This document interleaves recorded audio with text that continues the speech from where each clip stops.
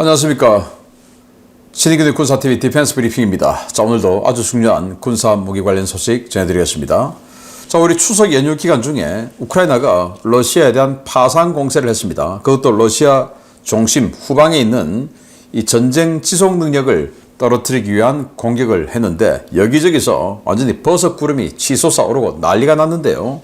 어떤 상황인지 보도록 하겠습니다. 5가지 단신 먼저 보겠습니다. 인도네시아가 한국산 GPS 유도 폭탄이죠. KGB를 구매를 추진한다. 그래서 협상팀이 방한해서 협의 중이다. 라는 소식에서부터 튀르키예는 신형 장거리 함대공 미사일 발사에 성공했다. 라는 소식까지 보도록 하겠습니다. 첫 번째입니다.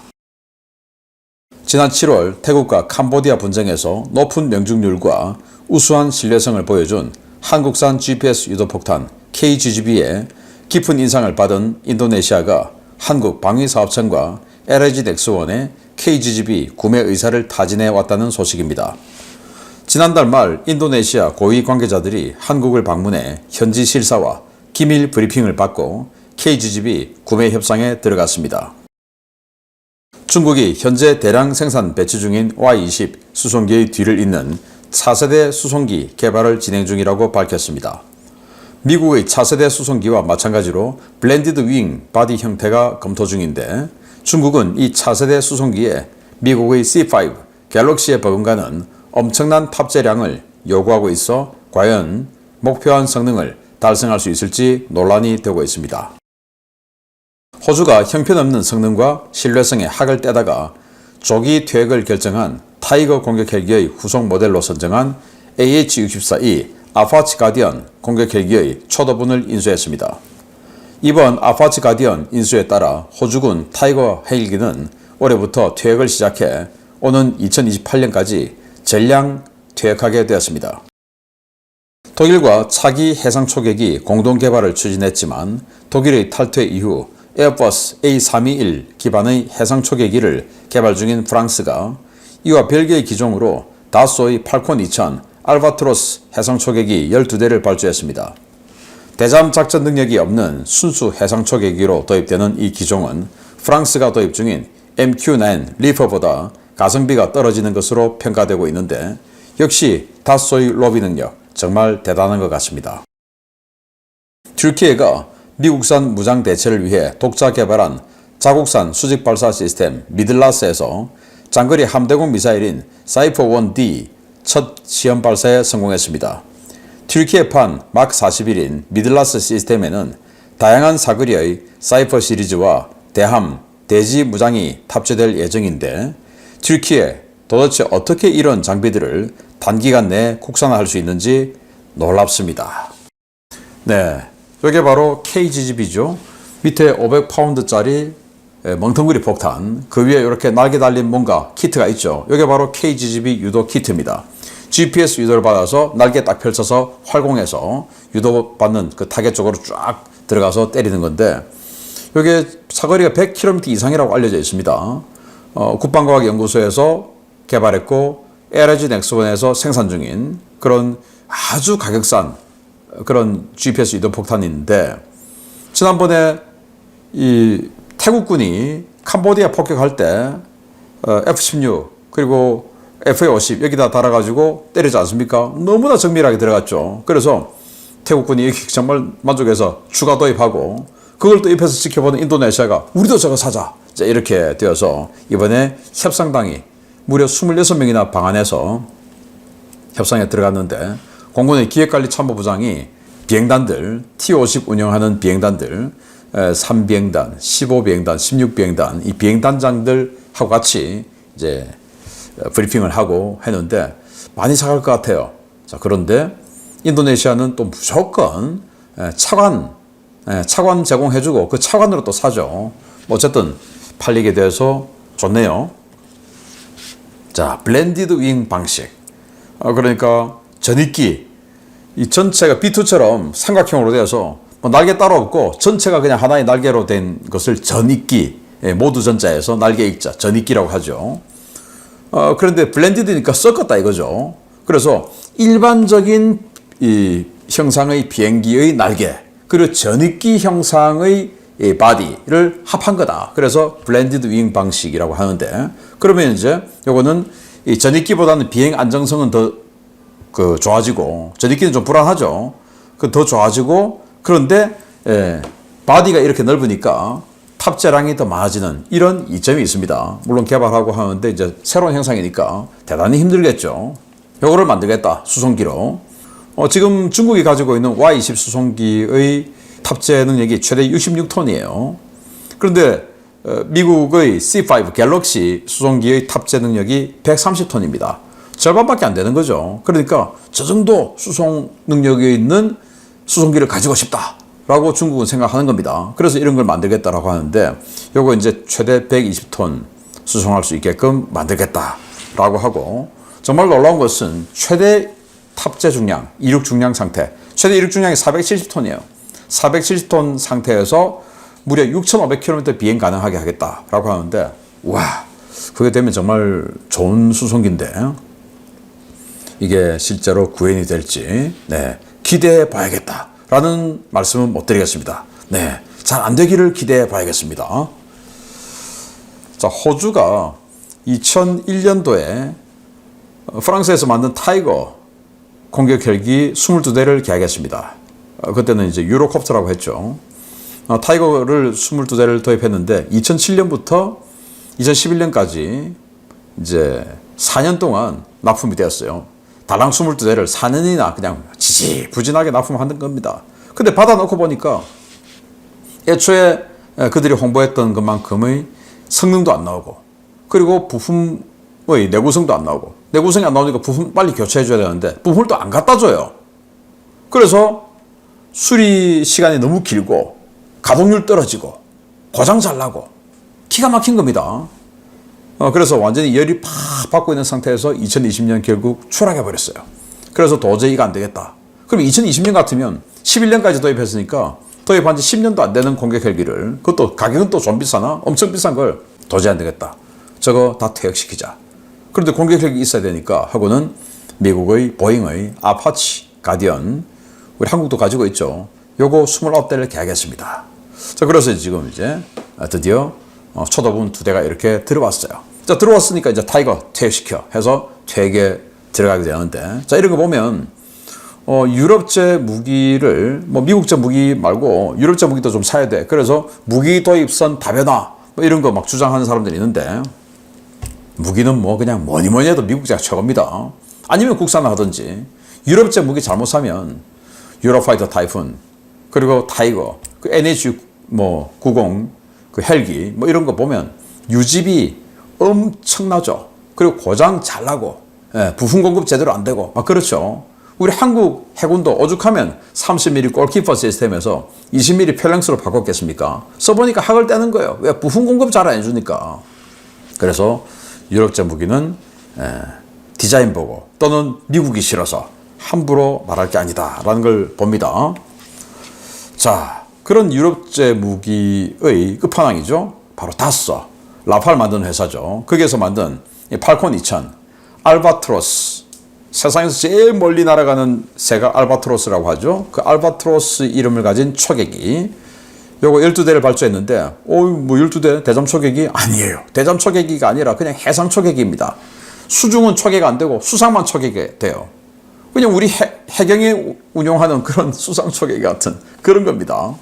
그런데 지금 에어포스 A321 기반으로 해상 초계기, 즉 잠수함까지 탐지가 되는 해상 초계기 개발 중에 있습니다. 그 사이를 메우기 위해서 MQ-9 리퍼, 이거 시가디언이죠. 이거 지금 또 도입합니다. 그런데 그 MQ-9 리퍼는 사람이 안 타니까 이건 30시간까지 작전을 할 수가 있죠. 근데 이건 물밑도 못 보는데 사람이 타야 되니까 8시간밖에 근무를 못 해요. 법이 그러니까 빨리 가서 8시간 이상 근무하면 안 되죠. 그래서 슈어로도 내려가야 됩니다. 그리고 MQ-9보다 훨씬 더 복잡해서 수리도 더 많이 해야 되죠. 그리고 물밑을 볼 수 있냐? 못 봅니다. 그런데도 이거 어떻게 해내냐? 다쏘의 정치권 로비 능력이 그만큼 뛰어나다. 그래서 다쏘의 매출을 올려주기 위해서 프랑스 국방 예산을 그냥 깎아먹는 거죠. 우리나라도 그런 때가 있었지 않습니까? 2017년도에 카이, 당시 사장이 김정은이라는 사람인데 문재인 대통령의 절친이었어요. 그래서 조국이 민정수석을 하다가 자기 이제 여러 가지 문제로 나왔죠. 그리고 그 후임으로 민정수석에 갔던 사람이 카이 사장이었어요. 그러니까 얼마나 세겠습니까? 국방장관, 뭐 공군참모총장, 육군참모총장 눈아래로 보이는 거죠. 야, 별 떨어지기 싫으면 우리 거 매출 올릴 방법 강구해봐 라고 했을 것으로 저는 뭐 상상은 되는데 뭐 보지는 못했지만, 그래서 육군에서 우리 육군에 UH-60 블랙호크 헬기 세계 최고 좋은 기동 헬기 있지 않습니까? 그거 개량하지 마. 개량하지 말고 카이 매출 올려야 되니까 수리온 헬기로 바꾸자. 개량하지 말고, 개량하면 아주 싼 가격에 수리온보다 훨씬 좋은 걸 더 오래 쓸 수 있는데, 비슷하게 더 오래 나는 비슷하게 쓸 수 있는데 카이 매출 올려야 되니까. 왜? 사장의 정치적 치적을 만들어내야 되니까 그런 짓을 했었어요. 지금 이재명 정부 아직 카이 사장 임명하지 않았는데 그런 사람 임명하지 말기를 바랍니다. 공군 출신 훌륭한 분들 많잖아요. 그분들 전문성 있게 임명해서 카이가 제대로 된 국방 기여할 수 있는 그런 회사로 거듭나기를 바라겠습니다. 윤석열 대통령 때는 공군 3스타 출신 카이 사장이었죠. 잘했습니다. 이번에도 그렇게 하길 바라지. 정치 선거할 때 캠프에 있었던 사람 하지 말기 바랍니다. 자, 튀르키예가 이 수직 발사기 요거를 만들었는데 미들라스, 튀르키예판 마크 41, 우리 한국어로 치면 KVLS 이런 건데, 자, 여기다가 담을 수 있는 함대공 미사일을 시험 발사 성공했다. 육상에서. 정말 대단해요. 이런 것도 만들고, 함대공 미사일도 사이퍼 1D라는 건데, 사이퍼 1이 100km, 그리고 고도는 20km, 사이퍼 2가 150km 레인지, 그리고 고도는 30km, 그리고 사이퍼 3는 180km에 30km. 대단하죠. 지금 보면 튀르키예가 몇 년간 육해공 모든 면에서 전부 국산을 하고 있는데, 일단 그들이 주장하는 성능은 다 좋아요. 도대체 무슨 능력과 예산과 그걸로, 예산이 그만큼 투입되는 건 아닌데 전부 다 그렇게 성능 좋은, 주장은 일단 성능 좋은 무기들을, 육해공 미사일까지 전부 다 만들어내는데 정말 미스테리하다 라는 생각이 듭니다. 자, 중요 소식 보겠습니다. 우크라이나가 다량의 장거리 자폭 드론을 투입해 러시아 에너지 인프라에 대한 파상 공세를 감행했습니다. 지대공 미사일이 거의 동인한 러시아는 우크라이나 드론을 잡기 위해 전자전을 시도했지만 속절없이 뚫렸는데요. 국경 인근의 발전소들이 연달아 파괴되고 크림반도에서는 거대한 버섯 구름이 관측되었습니다. 우크라이나군이 현지 시각 10월 5일부터 6일 사이 러시아 본토와 크림반도를 겨냥한 대규모 드론 공습을 감행했으며, 이 공습으로 대형 정유소와 화력발전소, 크림반도 최대 연료 저장 시설이 대파됐다고 현지 오신트 소식통들이 리포트했습니다. 우크라이나군이 대량 생산에 투입하고 있는 FP-1 장거리 자폭 드론에 의해 수행된 이번 공습에서 러시아군 방공부대는 제 역할을 못하고 속수무책으로 당했는데요. 우크라이나는 이 드론이 최대 1500km까지 날아갈 수 있고 러시아의 전자전 공격에 대비한 항제밍 시스템을 갖추고 있다고 밝혔습니다. 가장 먼저 공격을 받은 곳은 우크라이나 국경에서 직선 거리로 약 800km 떨어진 곳에 위치한 니즈니노브고로드주의 크스토보에 있는 루코일 정유소인데요. 이곳은 러시아에서 네 번째로 큰 정유소로 연간 1700만 톤의 정제유를 생산하는 것으로 알려졌습니다. 러시아 측은 이 정유소에 날아온 드론 5대를 모두 요격했다고 주장했지만 현지에서는 여러 차례의 폭발이 식별됐는데요. 이번 공습의 여파로 정유소가 완전히 가동 불능 상태에 빠진 것으로 전해졌습니다. 우크라이나는 브얀스크 지역의 클린치 화력발전소, 벨고로드 지역의 루치 화력발전소도 공습해 해당 발전소의 발전기와 변전소를 파괴했는데요. 이 때문에 브얀스크시와 벨고로드시 모두 정전으로 전기와 수도 공급이 중단되었습니다. 이번 공습에서 가장 큰 타격을 입은 곳은 크림반도 페오도시아의 연료 저장 시설이었습니다. 크림반도 최대의 연료 저장 시설인 이곳에는 수십 대의 자폭 드론이 날아들었는데요. 현지 소식통들은 34개의 대형 연료 탱크 가운데 12개가 폭발했고, 이 과정에서 거대한 버섯 구름이 발생했다고 전하고 있습니다. 현지 시각으로 10월 6일 새벽에 공습을 받은 페오도시아 연료 저장 시설은 7일 오후에도 화재 진화에 실패해 이틀째 불타고 있는데요. 전례 없는 규모의 드론 공습으로 에너지 인프라가 초토화되고 있는 러시아. 곧 다가올 혹독한 겨울을 어떻게 날지 모르겠습니다. 네, 버섯 구름이 빡 솟아오르고 있습니다. 네, 여기 정말 대단한데요. 차기들 다 막아냈다고 하는데 버섯 구름은 왜 오르고 있는 건지 희한하죠. 자, 어디를 때렸냐? 이 니즈니 노브고로드의 루코일 정유소입니다. 루코일, 여기가 러시아에서 가장 큰 석유 회사 중에 하나 아니겠습니까? 여기의 정유소, 러시아에서 네 번째로 큰 정유소를 때렸어요. 그리고 브란스크, 국경 인근이죠. 브란스크의 화력발전소, 벨고로드의 화력발전소 때리고, 자, 크림반도, 연료저장시설. 여기에서 전선으로 연료가 얼마나 많이 들어가겠습니까? 바로 전선 바로 아래에 있으니까 여기 때렸어요. 네 군데를 10월 5일, 10월 6일 우리 추석 연휴 기간 중에 때렸습니다. 자기네들은 다 막아냈다고 했어요. 그런데 루코일 정유소가 이렇게 피격된 동영상이 있어요. 다 막아냈는데 루코일로 5대의 드론이 날아왔는데 다 여기겠다 했는데 이렇게 동영상 보시다시피 번쩍번쩍하고 있습니다. 자, 여기는 벨고로드 화력발전소 피격되어서 지금 불타고 있는 화염이 치솟아 오르는 모습입니다.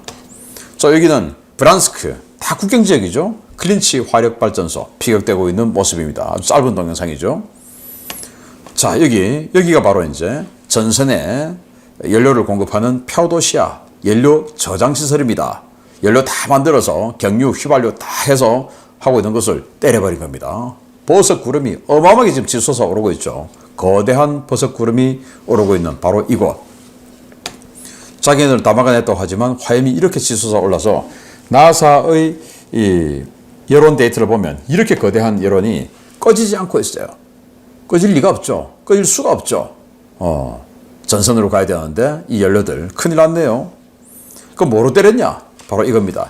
FP1이라는 장거리 자폭 드론인데 요거 이제 개량을 자꾸 거듭해서 이제 여기다가 스텔스 도료까지 바른 거예요. 그래서 약간의 저피탐, 그러니까 레이더에 조금 덜 탐지되는 이런 효과도 있고, 그리고 여기다가 항제밍 시스템을 해서 저기 제밍을 걸어도 제밍이 안 당하는 이런 항제밍까지 이제 또 넣는 개량을 한 겁니다.